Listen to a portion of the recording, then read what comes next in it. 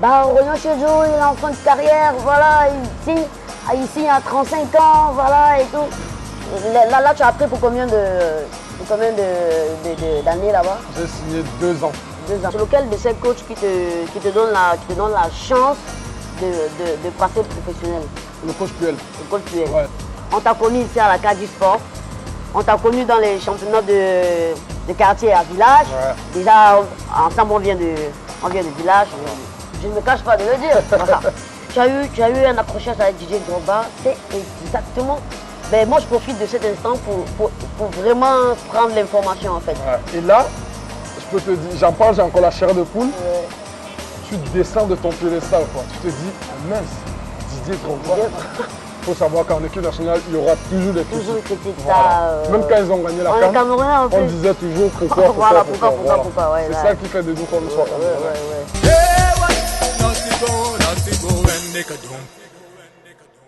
Là, durant ta carrière en Turquie et la carrière que tu as eue en France, pour toi, quel est le meilleur championnat? Alors, meilleur championnat en termes d'ambiance, je dirais la Turquie sans aucun doute. Ouais. Ça, c'est un truc de malade dans les stades en Turquie, tous les week-ends. Ouais. Il n'y a pas un week-end où il y a les stades, bon, peut-être quand la fédération a puni une équipe où on joue à huis clos. Mais sinon, quand il y a les supporters, même les femmes, il y a de l'ambiance. Ouais. Maintenant, au niveau, en termes de niveau, pardon, en France, c'est beaucoup plus élevé quand même, il faut dire. Ouais. On court beaucoup plus, techniquement c'est beaucoup plus élevé, tactiquement beaucoup plus élevé. Voilà un peu la différence que je peux faire entre les deux championnats. Mais au niveau, c'est vrai que la Turquie, depuis que je suis arrivé jusqu'à aujourd'hui, même avant moi, le fait qu'ils ouvrent beaucoup de places aux étrangers, ça fait que le championnat est en train de monter. Malheureusement, en Coupe d'Europe, ça ne suit pas. Mais je peux vous dire que le niveau du championnat turc est en train d'évoluer. C'est vrai que ce n'est pas encore la France, mais je ne me fais pas de soucis, d'ici une dizaine d'années, ça va le faire. Et ton meilleur match, ça a été quel match? Oula, j'en ai joué beaucoup. Hein. Le match qui t'a le plus sorti de toi en fait? Je sais pas, j'ai pratiquement 350 matchs. Hein. Donc, pour sortir un match, Bon, là, c'est... Je vais aller sur une autre question. Sorti dans quel sens déjà? Attends, quand je dis ton meilleur match, c'est le match pour toi qui t'a... Je dis qui t'a marqué. Il y a les matchs qui vous marquent parce que vous êtes bien amusé. Oui. Il y a les matchs qui vous marquent parce que quand c'est difficile, vous sortez votre épingle du jeu. Ouais. Vous ne vous êtes pas du tout amusé, mais vous avez fait une bonne prestation. Ouais. Il y a des matchs où c'est tellement facile qu'au final, tu fais un mauvais match. Ouais. Bon, ça dépend de quel contexte en fait. Non, mais en fait, moi je crois que tu allais me dire le match avec Lille PSG où tu as mis un petit point à Zlatan. Le match ne se résume pas à ça. Ben, le match ne se résume pas à ça. Pour le fanatique, bien sûr. Pour nous les fanatiques, on en parle encore ça se résume à ça. Mais le match ne résume pour moi, le pro, professionnel, le match ne se résume pas à ça. Ça ne se résume pas à ça, le match. C'est vrai que c'est un geste technique. Mais c'est pas juste ce fait-là qui fait en sorte que j'ai fait ou non un match. Tu vois. Mais te donner un seul match, c'est assez difficile quand même. C'est difficile. C'est très très difficile parce que j'ai joué un match en coupe de Turquie où j'ai mis 2 buts. J'ai joué au milieu de terrain, je me suis vraiment amusé. C'est contre une deuxième division. Dernièrement contre Amiens, contre Marseille, j'ai fait un bon match. Ouais, très beau match. On a gagné 3-1. Ouais. Contre Lyon, c'était très très difficile physiquement parce que je crois que c'était mon premier match. Ou le deuxième, je ne sais plus. On a fait 2-2, mais à la fin j'étais rincé. Ouais. J'ai pas fait, je ne me suis pas amusé, mais c'est mon côté guerrier qui a pris le devant parce que je savais que je suis attendu au tournant. Donc c'est pour te dire que si tu sors un seul match, c'est assez difficile quand tu en as fait beaucoup quand même. Il y a des matchs aux Jeux Olympiques quand même, quand je jouais milieu gauche, je m'amusais énormément. Ouais. Il y a beaucoup de matchs en fait, il y a beaucoup de matchs. Je ne peux pas te donner un seul. Et pour toi, avec avec cette carrière que tu as eue, avec Elle n'est pas finie. Hein. Elle n'est pas finie, j'ai dit pour la carrière que tu as déjà traversée, voilà, elle n'est pas jusqu'ici. Pour toi, quel est le coach qui t'a le plus marqué en fait? C'est la même chose parce que tu ne peux pas sortir un coach en juste un coach parce que tous les coachs, que tu le veux ou pas, ils t'apportent quelque chose. Ouais. Celui que j'ai détesté en dernier, par exemple, aujourd'hui, je commence à le voir d'un autre œil. C'est pas que je l'aime, mais je me dis qu'est-ce qu'il m'a appris. Igor Tudor, il est arrivé à Galatasaray, il a commencé à me mettre sur le banc sans explication. Ouais. Et là, je me suis dit au bout d'un mois, mais pourquoi je ne joue pas en fait? Je suis allé le voir. Il m'a dit, tu n'entres pas dans mon système. Moi, je l'ai regardé dans la jeu, je lui ai dit, coach, vous aurez besoin de moi dans cette équipe. Quand ça va cuire. Tu lui as dit ça cache. Oui. Je lui ai dit, quand ça va cuire, vous allez faire appel à moi. Là, je me suis mis au travail. Il a vu comment je bossais. Et je suis revenu, j'ai joué. Donc, c'est pour te dire que un seul coach, je ne peux pas te dire un coach. Parce que quand le coach Garcia, il me met en défense, il me dit de m'amuser, il me donne les clés de la défense. Je m'amuse énormément, je prends des risques et ça paye.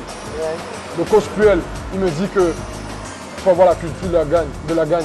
Ça veut dire que le lundi, quand tu commences l'entraînement, le premier jeu à l'entraînement, tu dois le gagner. Et c'est ça que tu cultives jusqu'au week-end. Tu vois? Ça veut dire que quand tu arrives le week-end, tu veux gagner parce que tu as commencé le lundi au premier jeu. Le matin, tu as voulu gagner. La culture de la gagne. Te donner 100%. Mancini, sa culture tactique avec Prandelli, Fatih Terim. Il y a beaucoup d'entraîneurs que j'ai connus et chacun d'eux m'a apporté quelque chose. Mais s'il faut retirer un, celui-là qui a fait en sorte que le choix, c'est le coach Pascal Plan, comme je vous le disais tout à l'heure, qui m'a donné ma chance vraiment. Bon, mais là, Parce qu'avec lui, je m'amusais, il me chambrait aux entraînements, quand je n'étais pas bien physiquement, il me chambrait, il venait me bousculer, c'était vraiment comme un papa pour moi. Là, on va parler d'argent. Ta plus grosse prime de match, ça a été contre quelle équipe? En Turquie, en une semaine, j'ai pris 100 000 $ sur 2 matchs. Contre Fenerbahçe, on a gagné, contre Beşiktaş, on a gagné. Il faut savoir que ces 3 clubs-là, c'est un peu comme Canon et j'ai envie de dire Dynamo parce que c'est la même ville. Comme Union et Dynamo, pardon, parce que c'est la même ville. Sauf que là-bas, ça a des proportions énormes en fait. C'est des matchs historiques où il ne faut jamais gagner, il ne faut jamais perdre. Du coup, le président, il est arrivé, on avait fait 2 bons résultats. Ils ont compté en cash, ils nous ont donné. Direct, pas de virement bancaire. Et je peux te dire que je suis arrivé à la maison, je tremblais parce que je me disais, si je me fais agresser là, je fais comment? Et le lundi qui suivait, je suis allé à la banque directement le déposer dans mon compte. Ben là, ça redonne du sourire. Bien sûr, ça donne du sourire. Comme je disais tout à l'heure, c'est une passion, mais c'est un métier. Je n'ai pas honte de le dire. Je gagne beaucoup d'argent, je gagne bien ma vie. Je ne veux pas faire... Au Cameroun, c'est peut-être un sujet tabou ou en France, mais le fait d'avoir vécu en Turquie, moi, ça me permet de parler de ça. Je suis un privilégié aujourd'hui, je ne peux pas me cacher. Je suis un privilégié aujourd'hui. Parce que les gens de mon âge, c'est un peu difficile d'avoir, comment dirais-je, si vous n'êtes pas footballeur ou si vous êtes un génie et que vous vivez de votre passion, vous créez des trucs. Mais moi, aujourd'hui, je peux dire que je suis un privilégié. Ça m'a ouvert beaucoup de portes. Je gagne bien ma vie. J'espère qu'après le foot, ce que j'ai gagné, ça pourra m'aider à continuer à avoir un rythme de vie que je souhaite. Et pour moi, c'est mes enfants. Et après aujourd'hui, le club de rêve où tu aimerais vraiment jouer avant de, pourquoi pas, avant de terminer ta carrière. Vous savez, quand vous grandissez, vos rêves changent. Quand j'étais petit, mon club, jusqu'à aujourd'hui, ceux qui me connaissent, c'est la Juventus de Turin. Pourquoi? Parce que j'ai vécu avec la période des Zidane, Pesotto, Ravanelli, bref, j'en passe. Et c'est cette équipe qui m'a fait pleurer pour la première fois quand elle a perdu en finale la Champions League contre Dortmund. Jusqu'à aujourd'hui, c'est la seule équipe, quand elle joue, mon cœur bat. Ça ne s'explique pas, c'est comme ça. Quand j'ai quitté Lille, j'avais une proposition de la Juventus, mais comme je vous dis, quand vous grandissez, il y a des trucs qui changent dans votre tête. aller pour s'asseoir sur le banc ou bien pour être troisième option, c'était pas trop mon truc. J'ai préféré aller à Galatasaray. Mais maintenant, après Amiens, j'aimerais aller aux États-Unis. Parce que j'ai envie de découvrir la MLS. Ouais. J'adore les États-Unis. J'ai de la famille là-bas. C'est un pays là où, quand je m'y trouve, je suis vraiment à l'aise. J'ai envie d'apprendre l'anglais. Ouais. Je parle déjà, mais je veux vraiment maîtriser pour l'après-carrière en fait. Donc j'aimerais, après Amiens, si l'opportunité se présente, aller aux États-Unis. Ouais, la plupart, tu sais ce que tu dis ici, les États-Unis, c'est le championnat des retraités. Tous ceux qui sont presque à la fin de leur carrière, Moi, je suis pas soit ils vont au Qatar, soit ils vont, je sais pas, aux Il États-Unis. y a en réalité ceux qui ne veulent pas le dire, je ne sais pas pourquoi ils ne le disent pas, ou parce qu'on a honte ou non. À 34 ans, tu n'as pas 20 ans. À 20 ans, tu commences ta carrière. À 34 ans, tu es en train de la finir. C'est une logique. Ouais, C'est pas un truc, tu ne le caches pas. ouais, Je suis plus proche de la fin que du début. si, si. Donc, j'ai pas honte de dire que je vais aller aux États-Unis ou là où d'autres veulent aller. Mais moi, aujourd'hui, mon truc, c'est les États-Unis. Tu vois? Ouais. Maintenant, si ça se fait pas et que un autre arrive, un autre pays arrive, si le challenge me plaît, j'irai. Mais moi, si c'est moi qui choisis, j'irai aux États-Unis si l'opportunité se présente. Mais j'ai pas honte de dire que je suis proche de la fin de carrière. Ceux qui le disent, je sais pas moi, tu as honte de quoi de dire que tu es en fin de carrière? Ça va s'arrêter un jour. Bien Tu sûr. ne peux pas jouer au foot Bien jusqu'à sûr. 60 ans, jusqu'à 70 ans, non. Mais que ça finit parce Ça finit. Au bout d'un moment, ton Ouais, corps il va au se bout d'un- fatiguer. ça, c'est clair. Voilà. Donc j'ai pas honte de dire que je suis en fin de carrière. Ouais, ça c'est clair. Mais, et aujourd'hui, tu es devenu, à part que footballeur qu'on connaît, tu es devenu aujourd'hui un homme d'affaires. Déjà, ta femme et toi, vous avez ouvert une entreprise qui marche bien, Mikasa. Et à part ça, vous êtes dans l'humanitaire aussi, association, c'est Jeune fille mère. Jeune fille mère. Ouais. Comment ça se passe? Écoutez, ça se passe bien, ça se passe bien. On essaye, ma femme et moi, de redonner ce que la vie nous a donné. On vient de très loin, elle et moi. On a souffert. Aujourd'hui, c'est sûr qu'on est des privilégiés, mais on n'oublie pas d'où on vient. Ça, c'est la base de tout. C'est ce qu'on veut inculquer à nos enfants. On se dit qu'aujourd'hui, vous avez une maison où il y a la clim, vous mangez à votre faim, vous avez des beaux vêtements. Ouais. Mais la vie dehors, c'est pas ça en fait. Ouais. La vie dehors, il y a des gens qui n'ont même pas de l'eau potable. Dans le village Bamendjou où votre père est originaire, il y a des gens qui mangent par leur faim, qui n'ont pas d'eau potable. Venez voir à quoi ça ressemble. La maison de mon maman est toujours à ne pas situer à savoir. là, tu vois. J'amène mes enfants là-bas tout le Ouais, temps ouais. pour voir là où papa a grandi. Ouais. Mes enfants voient Bafia, voir où maman a grandi. Donc c'est autant de choses qui font en sorte que nous, on donne ce qu'on a, on essaie d'aider au maximum qu'on peut. D'où la sensibilité de ma femme par rapport à l'association des jeunes filles mères, de se dire que les filles aujourd'hui sont souvent abandonnées parce qu'elles ont accouché trop tôt. Elles ne continuent pas leurs études. Et c'est comme ça que le Cameroun, bien l'humanité tout simplement, perd des ingénieurs, des docteurs, je ne sais pas moi, ce qu'elles peuvent faire prochainement. C'est pour ça qu'on les prend en leur disant que vous avez accouché, ce n'est pas la fin en soi. Vous pouvez continuer vos études et embrasser une carrière professionnelle. Donc en gros, notre truc, c'est essayer d'aider ceux qui sont dans le besoin. Ouais. Après, à côté, on n'oublie pas aussi que, comme je disais une fois, j'insiste encore, je suis en fin de carrière. Ouais. J'essaie déjà d'apprêter, j'essaie déjà de préparer ce que sera mon après-carrière. Ouais. Dans ce sens-là, on a fait du CASA, qui fait dans l'aménagement intérieur. On est à quoi? Ça fait quelques années déjà qu'on est là. C'est difficile, mais on tient. On donne du travail aux jeunes Camerounais. Donc, on les envoie se former en Turquie avec la qualité turque, avec les connaissances turques qui reviennent au Cameroun pour pouvoir aider d'autres frères aussi. Ouais. Donc, on aide, on essaie de donner de l'emploi à ceux qui sont dans le besoin. C'est aussi pour nous de donner ce que la vie nous a donné. Redonner ce que la vie nous a donné. Voilà. Est-ce que Aurélien Chedjou aujourd'hui, je sais que ça arrive à pas mal de personnes qui ont réussi. Parfois, ne gardent pas les mêmes amis avec qui ils ont commencé. Est-ce que c'est le cas avec toi? Peut-être c'est à toi de répondre à cette question. Tu parles pas pour moi. Non, c'est peut-être à toi de répondre à cette question parce que tu es bien placé pour le savoir. Tu parles pas pour moi, tu parles pour les tu vois? Ah, d'accord. C'est toi qui poses la question, mais je réponds. Ouais, tu réponds pour Ok. Non. Ceux qui me connaissent savent que j'ai gardé les mêmes amis. Je vois pas pourquoi tu dois changer les amis. C'est vrai que quand tu grandis, il y a des gens que tu embrasses qui sont de bonnes et de mauvaises influences. Ouais. Tu gardes forcément ceux qui sont de bonnes influences parce que quelque part ils vont t'aider. Mais il ne faut pas oublier d'où tu viens. J'ai toujours les mêmes amis parce que c'est ceux-là qui, quand je déconne, peuvent me dire « Joe, tu as mal fait. Ouais. Ici, là, tu as fait comme ça, tu aurais dû faire comme ça. » Ouais. Parce que quand vous devenez comme nous, des professionnels, il y a des gens qui gravitent autour de vous juste parce que tu vas lui donner un petit billet et des fois tu fais ce qui n'est pas bien. Ouais. Il a peur de te dire parce qu'il a peur que tu vas plus de l'eau. Ouais, voilà. Il a peur que tu vas couper l'eau. Voilà, tu vas couper l'eau, tu vois un peu. Ouais. Mais moi, je ne suis pas comme ça. Moi, je préfère quelqu'un qui va me tirer les oreilles et me dire, gars, tu en aimes. Ouais. C'est pas ce qu'il fallait faire. Ça, c'est la vraie amitié. Ouais. Et dans ce sens, si tu veux la vraie amitié, c'est ceux avec qui tu as grandi. Je ne dis pas que ceux que tu rencontres en route sont forcément faux, non.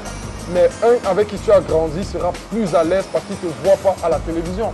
Il voit celui avec qui tu as grandi. Ouais. Celui avec qui vous marchez au quartier sans chaussures, avec les shorts percés, torse nu, vous rigolez, vous vous battez, après vous jouez au billes. Ouais. C'est ce côté qu'il voit. Donc il est plus à l'aise de te dire, gars, c'est pas bon. Ouais. Ce que tu as fait, c'est pas bon. Du coup, moi je garde plutôt ceux-là qui sont beaucoup plus proches de moi. Ouais. Après, en grandissant, j'ai eu aussi des amis qui sont vrais, tu vois. Donc j'ai toujours les amis avec qui j'ai grandi, mais j'ai connu aussi certains en cours de route qui me sont utiles. Ouais. Voilà.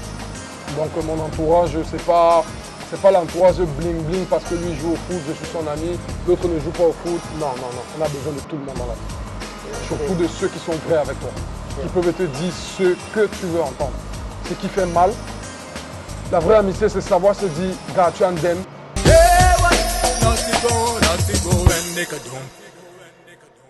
Tu as eu un parcours en fait. Et ce parcours parfois vient de... certains te diront, ben, j'ai toujours nourri un rêve. À l'école, j'ai commencé à jouer au foot, c'est d'où vient mon rêve et tout. Toi, est-ce que déjà sur les bancs, au primaire, est-ce que tu te voyais avoir cette carrière? Quel a été le déclic pour toi? Dans la vie, avant de faire quelque chose, il faut rêver. Ouais. Si vous ne rêvez pas, vous ne mettez pas les chances de votre côté pour atteindre votre objectif. Ouais. Je parlais de la maison de ma maman tout à l'heure en Boko. Ouais. J'avais ma chambre, il n'y avait que des posters. Ouais. Et de Zidane. Bref, je lui avais consacré juste un mur Ouais. pour Zidane et d'autres footballeurs. Et chaque fois que j'entrais dans ma chambre, je regardais. Ça me faisait me perdre pendant 10 minutes. Ouais. J'imaginais ma vie de pro. Ouais. Et quand l'entraînement arrivait, je me disais, je dois tout faire pour être pro, pour avoir cette vie que j'ai rêvée. Ouais. Je vous dis que quand vous rêvez, vous mettez beaucoup de chances de votre côté pour atteindre votre objectif. Ok, il y a le travail qui suit. Ouais. Mais si vous travaillez juste sans rêver, sans vous dire que je veux faire ça, je dois faire ça, je veux faire ça parce que je rêve d'être comme ça, vous donnez déjà les moyens. Votre mindset est déjà en train de vous préparer à ça. Ça fait que quand vous arrivez aux entraînements ou bien sur votre lieu de travail, vous êtes concentré sur ce que vous faites parce que vous vous êtes dit que je veux obtenir cette vie-ci. Je veux devenir un X dans ce monde. Pour devenir ce X dans ce monde, comment tu fais? À base de travail. Après, il y a la chance qu'on ne maîtrise pas. Mais avant tout, votre chance que vous vous donnez, c'est le travail. On peut rêver sans travail, vous n'arriverez à rien. Dieu va m'aider, mais si vous ne travaillez pas, vous n'arrivez à rien. Rêver, mais bosser. Voilà. Mais qu'est-ce que tu penses de la nouvelle génération de footballeurs? À peine ils ont commencé à jouer au bas championnat, soit la Ligue, soit une Ligue, soit une D2. Ils veulent s'expatrier, ils veulent directement s'expatrier. Je ne veux pas critiquer, mais on vit, ou bien ils vivent aujourd'hui avec l'aide des réseaux sociaux. Ouais. Nous, quand on a commencé, ça commençait. Mais aujourd'hui, les réseaux sociaux, c'est partout. Le fait pour eux de vouloir partir, c'est parce qu'au Cameroun, rien n'est encadré. Je pense qu'il n'y a pas de championnat de jeunes. Ou alors ceux qui sont dans les championnats de première division, ils ne sont pas payés à temps. Ils n'ont même pas parfois de chaussures pour jouer. C'est assez difficile, je comprends. Mais est-ce que tu penses qu'en parlant à un gamin, en lui disant concentre-toi ici, et quand tu seras prêt, tu vas partir. Mais lui aujourd'hui, il rêve de quoi? Juste de partir, de devenir comme Mbappé, de devenir comme les Messi ou Neymar. C'est un rêve que tu ne peux empêcher à aucun footballeur d'avoir. Mais maintenant, est-ce qu'il est assez prêt pour partir? Ça, il ne le sait pas. C'est aux encadreurs de leur dire que vous n'êtes pas prêt pour partir maintenant. Jouez d'abord, prouvez ici, avant de partir. Ok, on va dire que je n'ai pas joué au Cameroun, mais à mon époque, on partait assez jeune pour se former de là-bas de l'autre côté. Sauf que quand tu arrives maintenant avec les lois FIFA, c'est assez difficile de partir maintenant. Et comme tu disais, à peine ils veulent jouer, à peine ils veulent partir. Pourquoi? Parce qu'il y a les réseaux sociaux, ils voient des trucs, ou alors à peine il a posté 2-3 vidéos où il fait un bon contrôle et une passe de 40 mètres, ses amis au quartier lui disent « Ah, tu es le meilleur, le coach ne te fait pas jouer parce que c'est un... » Tu vois? C'est autant de choses, il faut beaucoup plus de vraies personnalités, de vraies personnes dans le monde du foot pour dire à un gamin, aujourd'hui tu as été bon, mais demain, il faut que tu sois meilleur. Avant-hier, tu étais nul. Donc ils se rendent compte que le chemin pour être professionnel, ce n'est pas deux bons matchs, ce n'est pas un bon match, ce n'est pas une belle passe, c'est tout un travail. Mais je ne peux pas critiquer ça parce que, comme eux, à leur âge, moi j'ai rêvé de partir. Tu ne peux pas les empêcher de rêver. Mais maintenant, il faut que le rêve soit établi, il faut que ça ait ses étapes. Il faut que le rêve, ce n'est pas de quitter de 0 à 100 directement. C'est 0, 1, 2, 3. Tu mets les échelons et ça marche. Voilà. Après, il y a aussi le fait que les agents, ils prennent les enfants aujourd'hui, ils arrivent en Europe, on les fait miroiter n'importe quoi, ils se retrouvent dans la rue. Et le championnat camerounais, qu'est-ce que tu penses du championnat camerounais? Championnat camerounais, je le regarde de temps en temps, sur les réseaux sociaux, tout ça. C'est bien, les gars sont là, ils s'amusent bien, il y a le niveau. Bah, le Cameroun, au niveau africain, on ne présente plus le Cameroun, ça fait que toutes les compétitions africaines, c'est vrai que ces dernières années, on n'est pas allé très loin, mais le championnat il est bien. Maintenant, il faut que les infrastructures soient à la hauteur du talent que les joueurs ont aujourd'hui. Je pense que dans ce sens, la Coupe d'Afrique va nous faire du bien, que le Cameroun organise. Maintenant, il faut que les joueurs soient encadrés, parce que c'est très difficile de se lever, aller s'entraîner, ou bien de jouer un match, de ne pas avoir une prime pour la récupération. Parce que les muscles en ont besoin. Bien sûr. Un joueur il finit à la fin du mois, il n'a pas de salaire. Il ne peut pas récupérer. Il faut qu'il s'entretienne. Il faut qu'il s'entretienne, tout ça. Son corps, c'est son outil de travail. Ouais. Pour entretenir ton corps, il faut quoi? Pour entretenir ton corps, il faut que tu manges bien. Bien. Voilà. Il faut que tu boives bien. Donc, c'est assez difficile quand même. C'est assez difficile. Il y a 4 ans, je sais pas, 4 ans cela, 4 ans je crois. Il y a 4 ans que tu as décidé d'accompagner DMD Collection, qui est la marque Qui monte. qui est la marque qui élève. Ouais. Qui est la marque qui élève. Parce que moi, je rappelle que c'est ma marque en fait. Et beaucoup de personnes me disent tous les jours, me posent la question tous les jours. J'étais sur le plateau télé, ça fait pas une semaine. La dame me disait, bah tu as percé, Aurélien Chedjou, lui, il est égérie de ta marque, mais tu as percé, c'est sûr qu'il t'a donné beaucoup de millions. Moi je me dis, mais la main, qui devait donner l'argent à l'autre? C'est moi qui dois le bail. Est-ce que tu penses que moi, je suis à la hauteur de pouvoir le payer?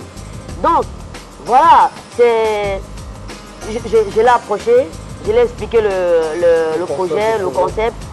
Et puis, en tant que frère et en tant qu'ami, j'ai rappelé que si tu as accepté de mettre le t-shirt en tant qu'égérie, il n'y avait rien à voir avec l'affinité que toi et moi on a.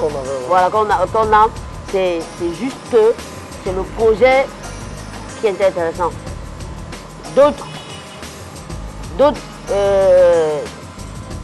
sont approchés, d'autres, voilà, il n'y a pas que moi, mais j'ai eu la chance, entre guillemets, Voilà. Non, mais je ne l'ai pas accepté. Je préfère, je le répète encore, je ne l'ai pas accepté parce que par rapport à notre affinité. Si j'avais refusé, ça n'allait rien changer à ce que toi et moi on vit aujourd'hui Voilà. ou ce qu'on a vécu quand on était petit. Mais je l'ai accepté parce que je sens quelqu'un de concerné qui ne fait pas juste la marque pour faire la marque ou bien pour faire du chiffre. Ouais. Je pense que tu as un message derrière ta marque.